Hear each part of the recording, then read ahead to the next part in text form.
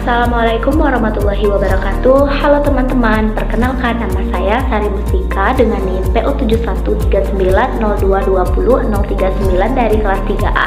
Di sini saya ingin menjelaskan judul penelitian, yaitu hubungan tingkat pengetahuan tentang diabetes dengan gaya hidup penderita diabetes di Puskesmas Simpang Sungai Duren tahun 2025. Baik, yang pertama saya ingin membahas latar belakang menggunakan metode MSKS, di mana M adalah masalah, S atau site atau dampak, kemudian K adalah kepustakaan, dan S adalah solusi. Yang pertama saya ingin membahas yaitu M, masalah. Masalahnya yaitu menurut Dinas Kesehatan Provinsi Jambi pada tahun 2020 didapatkan jumlah penderita diabetes mellitus di Jambi tercatat sebanyak 52.282 jiwa. Salah satu kabupaten yang memiliki penderita diabetes mellitus tertinggi adalah Kabupaten Muaro Jambi sebanyak 6.849 penderita. Berdasarkan data Dinas Kesehatan Kabupaten Muaro Jambi pada tahun 2020, penyakit diabetes mellitus ini menduduki urutan kedua dalam 10 penyakit terbesar yang ada di Kabupaten Muaro Jambi pada tahun 2020 setelah penyakit hipertensi. Penderita diabetes mellitus ini memiliki usia bervariasi, namun berdasarkan data yang tersebar diperoleh semua penderita diabetes itu lebih dari 30 tahun, dengan penderita termuda berusia 31 tahun dan tertua berusia 63 tahun dari beberapa puskesmas yang tersebar di Muaro Jambi. Salah satu puskesmas yang ada di Kabupaten Muaro Jambi ini adalah Puskesmas Simpang Sungai Duren. Berdasarkan data laporan penyakit terbesar Puskesmas Simpang Sungai Duren periode Januari hingga Agustus 2024 terdapat beberapa permasalahan, yaitu tingginya kasus diabetes mellitus yang menduduki peringkat keempat dari 10 penyakit terbanyak, dengan total kasus diabetes mellitus itu sebanyak 587 kasus. Diabetes mellitus ini merupakan penyakit metabolik dengan karakteristik hiperglikemia yang terjadi karena kelainan sekresi insulin, kemudian kerja insulin, ataupun keduanya. Diabetes ini merupakan penyakit kronis yang ditandai dengan kadar gula darah itu lebih tinggi dari normal, yaitu kadar gula darah sama atau lebih tinggi dari 200 mg per desiliter, dan kadar gula darah puasa itu lebih dari atau sama dengan 126 mg per desiliter. Baik, selanjutnya saya ingin membahas S atau site atau dampak. Salah satu resiko dari diabetes mellitus ini adalah gaya hidup. Gaya hidup itu menggambarkan perilaku sehari-hari. Gaya hidup itu meliputi kebiasaan makan, kebiasaan tidur, dan pengendalian berat badan, tidak merokok ataupun minum minuman beralkohol, serta berolahraga secara teratur dan terampil dalam mengelola stres. Itu menurut Lias Nawati tahun 2001.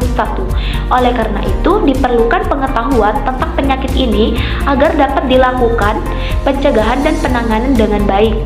Pengetahuan tentang penyakit diabetes mellitus ini sangat diperlukan agar tercipta suatu kesadaran penderita diabetes mellitus untuk menciptakan gaya hidup yang sehat atau gaya hidup yang baik. Selain itu, kurangnya pengetahuan penderita diabetes mellitus itu mengakibatkan penderita itu baru sadar terkena penyakit diabetes mellitus setelah mengalami penyakit yang parah atau mengalami sakit parah, dan dapat meningkatkan resiko komplikasi diabetes seperti penyakit jantung, kerusakan ginjal, dan lain-lain.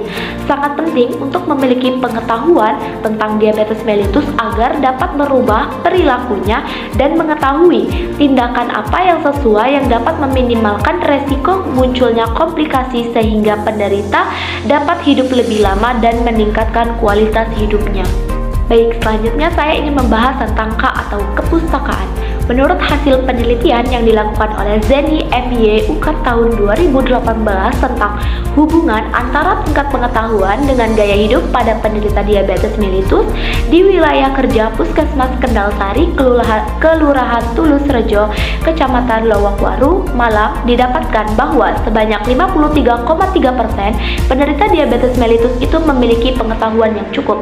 Sebanyak 86,7% penderita diabetes mellitus memiliki gaya hidup tidak sehat, dan ada hubungan yang signifikan antara pengetahuan penderita dengan gaya hidup penderita diabetes mellitus di Puskesmas Kendal Sari dengan nilai P value sebesar 0,002.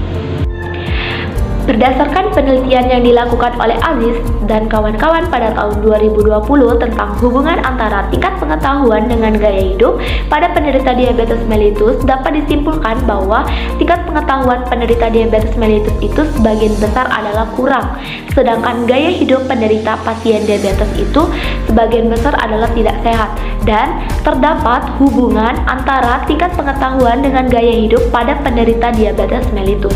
Baik, selanjutnya saya ingin membahas atau solusi dari permasalahan tersebut.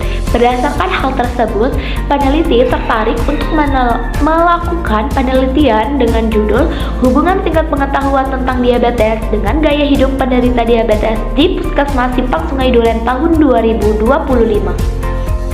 Baik, di sini saya ingin menjelaskan tentang rumusan masalah dan tujuan dari penelitian tersebut.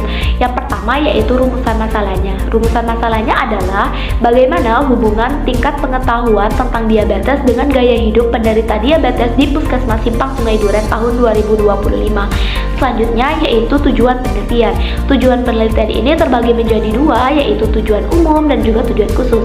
Tujuan umumnya yaitu untuk mengetahui hubungan tingkat pengetahuan tentang diabetes dengan gaya hidup penderita diabetes di Puskesmas Simpang Sungai Duren tahun 2025. Sedangkan tujuan khususnya terbagi menjadi tiga, yaitu untuk mengetahui hubungan tingkat pengetahuan tentang diabetes dengan gaya hidup penderita pasien diabetes di Puskesmas Simpang Sungai Duren tahun 2025 berdasarkan pendidikan. Yang kedua yaitu untuk mengetahui hubungan tingkat pengetahuan tentang diabetes dengan gaya hidup penderita diabetes di Puskesmas Simpang Sungai Duren tahun 2025 berdasarkan jenis kelamin.